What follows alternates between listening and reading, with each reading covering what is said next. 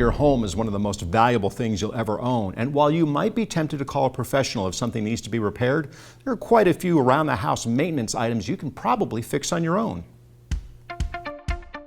In this month's Healthy Home segment, we checked in with local Mr. Handyman franchise owner Dennis McGee to learn about some of the most common DIY fixes you can make around your house.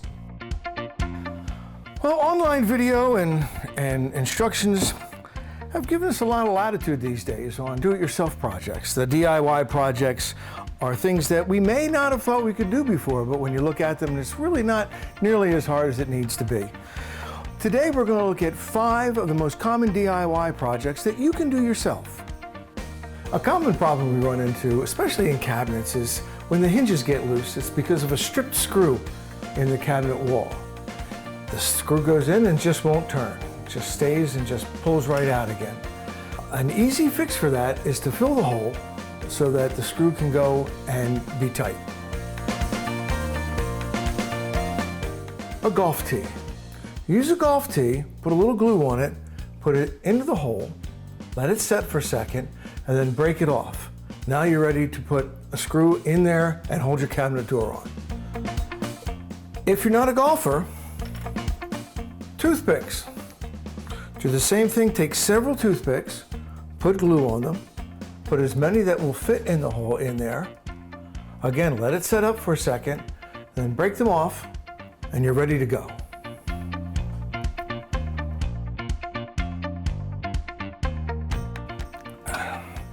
Good as new. One of the easiest but very important things to do around your home is to check your weather stripping. It's easy to change. You simply pull on it and it comes out of its slot just like that. You take a new one, cut it to size, and pop it right back into place. New weather stripping will protect the inside of your home from the outside, cuts down on drafts, makes your home more comfortable, and of course, much more efficient. Now, sometimes your drains get clogged. The most common and easy way to unclog your drain is to plunge it using a plunger. Now, a lot of people wonder, what good does a plunger do? Are we compacting what's in there? Are we trying to suck it out? Actually, all we're trying to do is loosen it up so it can flow out. When you use your plunger, you basically an up and down motion to shake off whatever's in there. Sometimes things will come out, but then down it goes. And while we're in the bathroom, I can hear the toilet running. Most of the time, it needs a new flapper. The flapper is pretty easy to change, so you don't waste the water. Turn off the supply line. The flapper just disconnects from the flush valve, just like this. Now, as you can see, this is rather worn, so it's time to replace it. You can see the difference between the two, new versus old. Let's put the new one in. It just snaps right into place like the old one came out.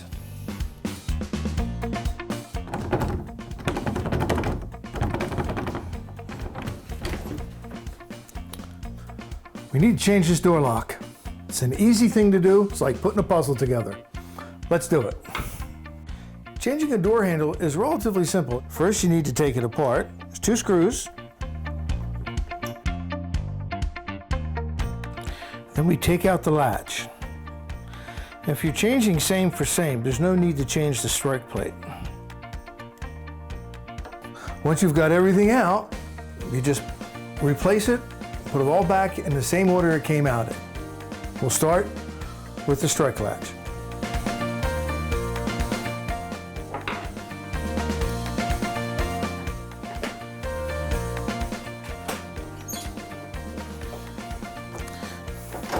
There we go, good as new.